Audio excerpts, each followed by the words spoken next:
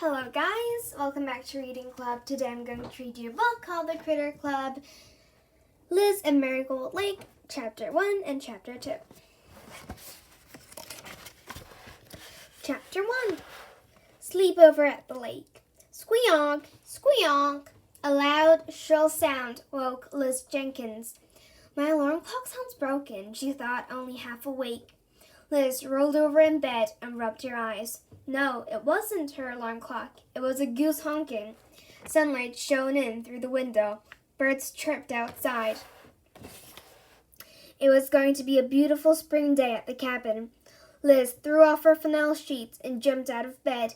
Yes, she cheered. It's the perfect weather for the girls' visit.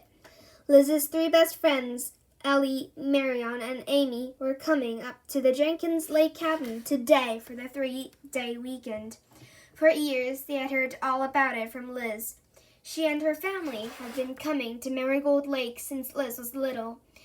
But this was the first time Liz had been able to invite her friends. Liz hurried to change into her clothes. She had lots of things to get ready before the girls arrived. She wanted their first visit to the lake to be perfect. Out in the cabin's living room, Liz's mom, dad, and big brother, Stuart, were already up. Her dad was making breakfast. Her mom was sweeping up pin needles from the floor. Stuart was setting the table. Oatmeal in 10 minutes, Lizzie, her dad said. Thanks, Dad, Liz replied. She was headed for the door. I'll be back. I just need to do a few things. Outside, Liz took a deep breath. Fresh air. She smiled at the sight of the big, beautiful lake in the cabin's backyard. Liz went into the straw shed. She dragged a folded-up tent to a flat area by the campfire pit. Just the spot, Liz said out loud to herself. She would ask her mom or dad to help her set up the tent later. It was definitely warm enough for the girls to sleep outside in it. Liz couldn't wait to surprise them. Next, Liz hurried down to the boat dock. She took the tarp off the red canoe and made sure the life jackets were there. We can paddle around the whole lake, she thought. Then, on her way back to the cabin, Liz picked up every long, thin stick she saw. We're definitely roasting marshmallows over a campfire, she decided. She left her pile of roasting sticks next to the campfire pit. Liz stopped to think. Canoeing, swimming, camping out, marshmallow roasting, plus hiking on the nature path. I hope we can have time to eat everything, she thought excitedly. Back inside the cabin, Liz joined her family at the table. They had already served her oatmeal and yogurt, their usual super healthy breakfast. Her dad passed her some berries to sprinkle on top while Liz told them about her preparations. Liz's parents smiled. Sounds like you've thought of everything, her mom said. Then Stuart added, but won't you guys just be painting your nails and stuff, or whatever you do at your sleepovers? Liz rolled her eyes at her brother. Actually, my friends are so excited to have a wilderness weekend. I told them all about the animals up here, the rabbits, squirrels, deer, and foxes.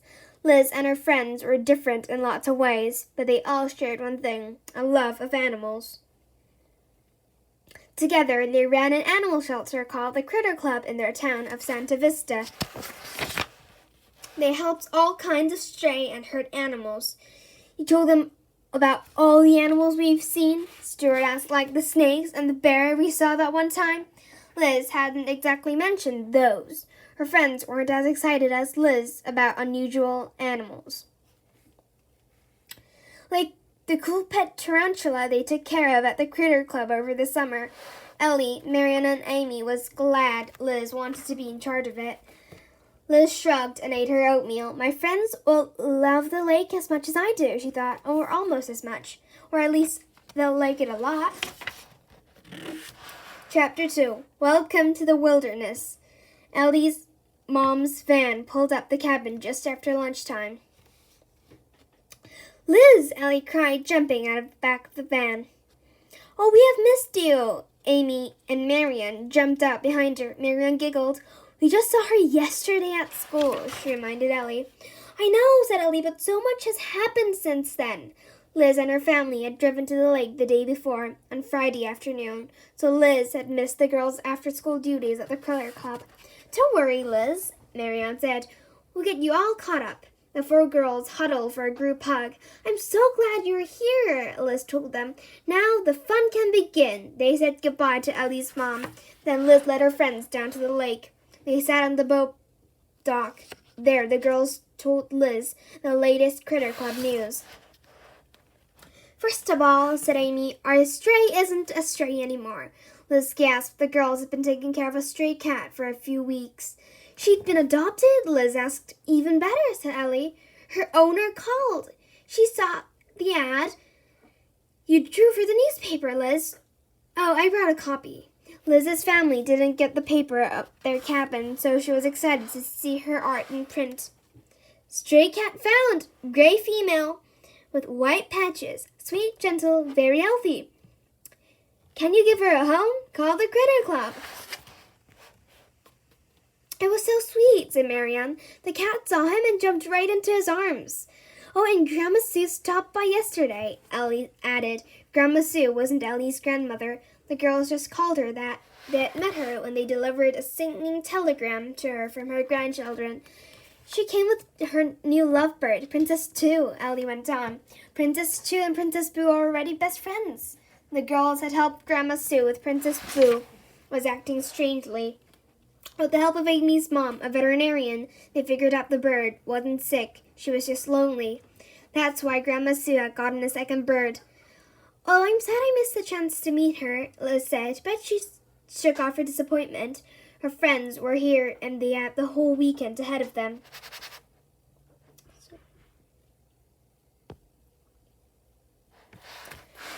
Let me show you guys around. The other girls jumped up, ready to follow their tour guide.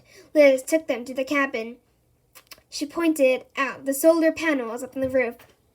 All of our hot water is heated by the sun, Liz said. She showed them the outdoor shower. We can rinse off here after a swim in the lake, she explained. Liz took them inside.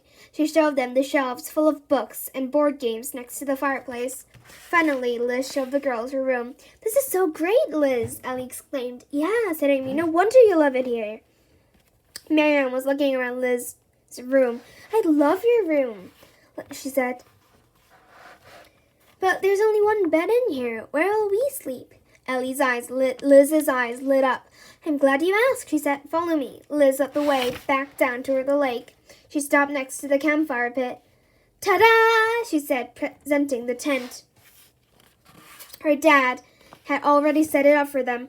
We can sleep here tonight. Wouldn't that be the best? Liz looked at her friends' faces. Amy looked kind of excited. Ellie looked curious. Marianne looked worried. She glanced at Liz. She glanced at the tent. Then she glanced at Liz again.